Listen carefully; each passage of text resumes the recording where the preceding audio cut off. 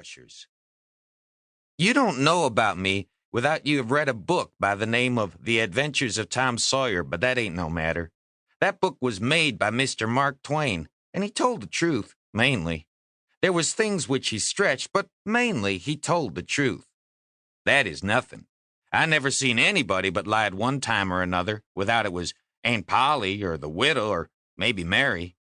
Aunt Polly, Tom's Aunt Polly she is, and Mary and the widow Douglas is all told about in that book, which is mostly a true book, with some stretchers, as I said before.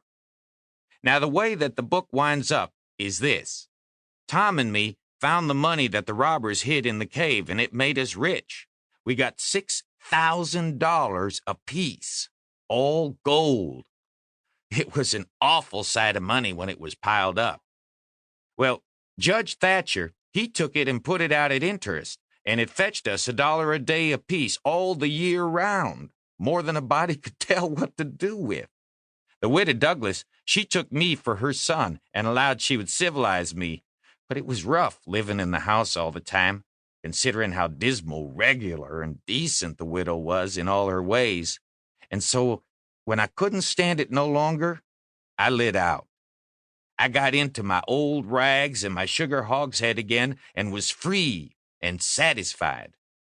But Tom Sawyer, he hunted me up and said he was going to start a band of robbers, and I might join if I would go back to the widow and be respectable. So I went back. The widow, she cried over me and called me a poor lost lamb, and she called me a lot of other names too, but she never meant no harm by it. She put me in them new clothes again, and I couldn't do nothing but sweat and feel all cramped up. Well, then the old thing commenced again. The widow rung a bell for supper, and you had to come to time. When you got to the table, you couldn't go right to eating, but you had to wait for the widow to tuck down her head and grumble a little over the victuals, though there weren't really anything the matter with them. That is, nothing, only everything was cooked by itself. In a barrel of odds and ends, it's different. Things get mixed up and the juice kind of swaps around and the things go better. After supper, she got out her book and learned me about Moses and the bulrushers, and I was in a sweat to find out all about him, but by and by she let it out that Moses had been dead a considerable long time, so then I didn't care no more about him because I don't take no stock in dead people. Pretty soon, I wanted to smoke and asked the widow to let me, but she wouldn't. She said it was a mean practice and wasn't clean, and I must try not to do it anymore. That is just the way with some people. They get down on a thing when they don't know nothing about it.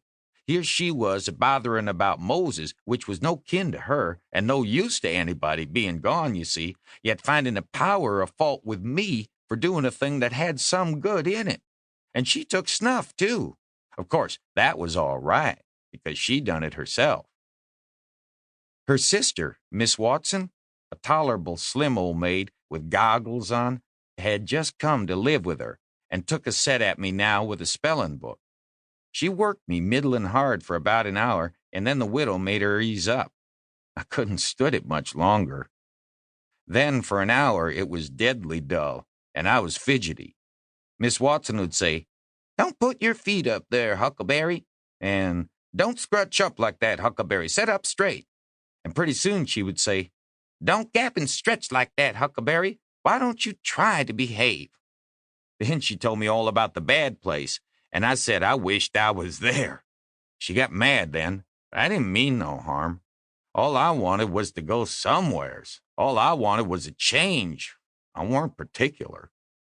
She said it was wicked to say what I said she wouldn't say it for the whole world. She was going to live so as to go to the good place. Well, I couldn't see no advantage in going where she was going, so I made up my mind I wouldn't try for it. But I never said so, because it would only make trouble and wouldn't do no good. Now she had got a start, and she went on and told me all about the good place. She said all a body would have to do there was to go around all day long with a harp and sing forever and ever. So I didn't think much of it, but I never said so. I asked her if she reckoned Tom Sawyer would go there.